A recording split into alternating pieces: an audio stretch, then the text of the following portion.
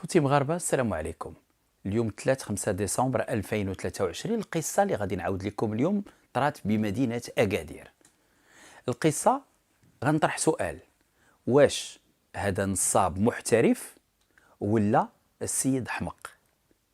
الاثنين اللي فات واحد السيارة من نوع كادي رمادية اقتحمت القصر الملكي هنايا في بن سرقاو بمدينة أكادير.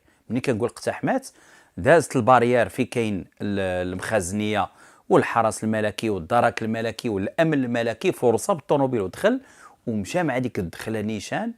المهم بعد وقف، ضاروا به، اعتقلوه، قال لهم بغيت نشوف الملك.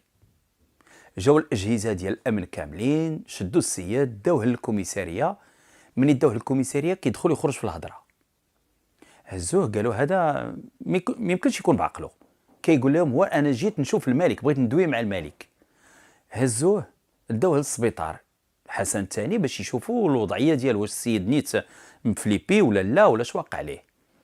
الطبيب كيقول لهم هذا خصو يمشي للمستشفى ديال الامراض العقليه بمدينه انزكان. داوه لانزكان، وهذه اسبوع هو باقي تما كيعطيوه الدواء مكالمي مع راساتو. الناس اللي كاينين في السبيطار سولت انا هذا الصباح قالوا لي الحمد لله حالته زعما بخير، ماشي مريض ما حتى حاجه، ولكن كان على اعصابه. راه حنا كنعطيوه الدواء والطبيب راه مقابله، وراه والديه وعائلته كيجيبوا ليه الماكله كل نهار. القصه ديال هذا السيد شنو هي؟ اللي وجرأة هذه باش تقتحم القصر الملكي، زعما خصك تكون نيت شي حاجه. كتعرفوا العام اللي فات هذا السيد رجل اعمال هنا في اكادير، وكيدير هادشي ديال المواد الغذائيه وكيسربي السناكات والمطاعم، وهذا مشهور. هو من اصله من هواري. هو هاد السيد هذا كي عنده معاملات ولا رقم المعاملات ولا راس المال كبير، فلوس صحيحه كدور. السنه اللي فاتت في شهر ديسمبر بحال هاد الوقيته هادي بحي السلام كان تعرى عليهم وغادي في الشارع. الناس اللي كيتسالوه الفلوس كلشي تخلع. السيد راه تسطى، اللي كيتسال مثلا مليون ولا كيطلب من العائله ومن الناس صحابه وداك الشيء ولا الشركه ديالو او عطيونا غير 2000 درهم والله يسامح في اللي بقى. والقضيه نجحات، كندويو على الملايين الصحيحه. الناس سامحت في الفلوس، يا ودي اللهم نشد ديك 4 ريال ونعطي التنازل ولا نرجع الشيك اللي عندي، ولا السيد راه حمق وغادي نوليو في حاجه اخرى وما غنشدو حتى ريال. وصدقات خدم هذا العام كامل، راه عنده شركه يعني الا كان مسطي راه مسطي. لا، هذا خدم هذا العام دخل ملايين الدراهم. السيد خدم، عنده مستخدمين، عنده طوموبيلات، عنده الليفريزون، عنده الريكوفرومون، عنده مهم شركه على قدها كيسيرها. دا الصيف مزيان، دخلت الفلوس صحيحه. دخل شهر 9 شهر 10 الحركه عيانه، الناس كيتسالوه. خسر الفلوس يمكن في شي حاجه اللي ما معروفاش، خسر فلوس صحيحه. كتسالو فلوس صحيحه.